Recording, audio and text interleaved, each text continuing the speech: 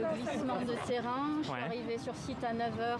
Nous, on a une notion de victime, un promeneur qui se baladait sur la plage. Il y a eu des éboulements, donc c'est possible. Il faut que vous rentrez en contact avec le PC sécurité de la mairie, c'est eux qui l'ont reçu. Bon, mais mesdames et messieurs, bonjour. Un petit point presse pour un problème qu'on rencontre depuis ce matin, puisqu'il s'agit d'un éboulement de falaise. Ce jour-là, on fait pour de faux ce qui risque d'arriver demain pour de vrai. Ceci est un exercice. L'exercice falaise, c'est le premier qu'on fait, mais on se doute qu'aujourd'hui, compte tenu de la configuration de notre trait de côte, malheureusement, un jour, on aura probablement une intervention de cette nature à envisager. Bidart fait partie des 126 communes de France les plus exposées au risque d'érosion côtière. Et pour ses 7000 habitants, certains aspects de la vie quotidienne sont déjà impactés. Ceci n'est plus un exercice.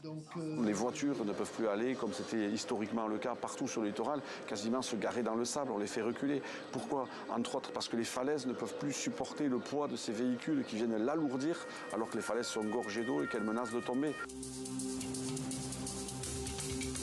Ce gros trou que vous voyez là s'est formé pendant le premier confinement. On a entendu un grand bruit, je ne sais pas combien de tonnes de terre qui sont tombées à la mer. Jusque-là, c'était des petites érosions qu'on ne pouvait pas jauger vraiment, mais celle-là, oui.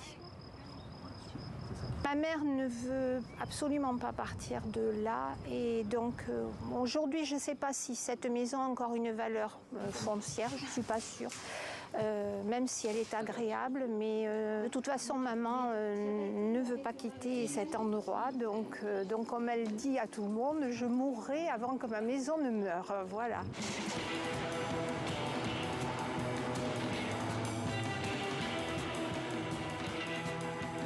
Les glissements rocheux banc sur banc, j'en parlais tout à l'heure, là on les voit quand même vachement bien.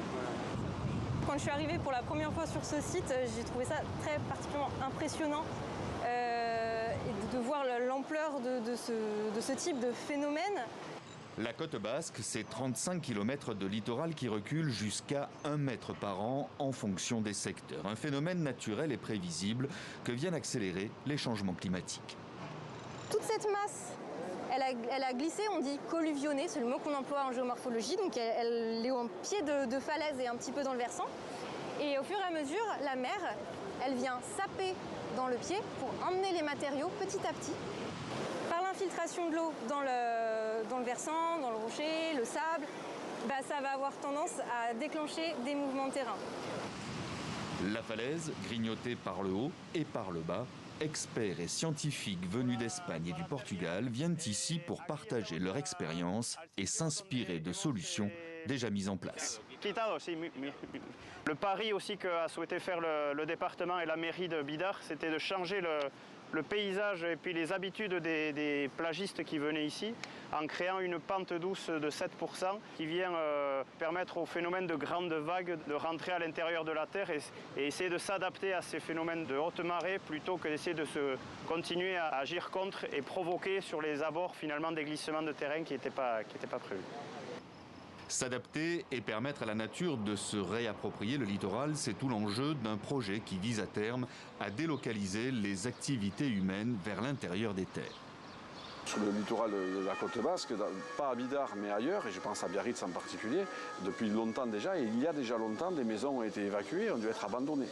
Mais on était dans une autre époque. Le foncier n'avait pas le même prix.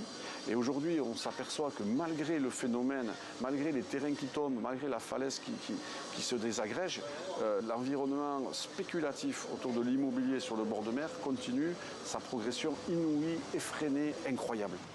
Et pourtant, si rien n'est fait, dans 20 ans, ce sont 529 habitations et 40 commerces qui seront directement menacés sur l'ensemble de la côte basque.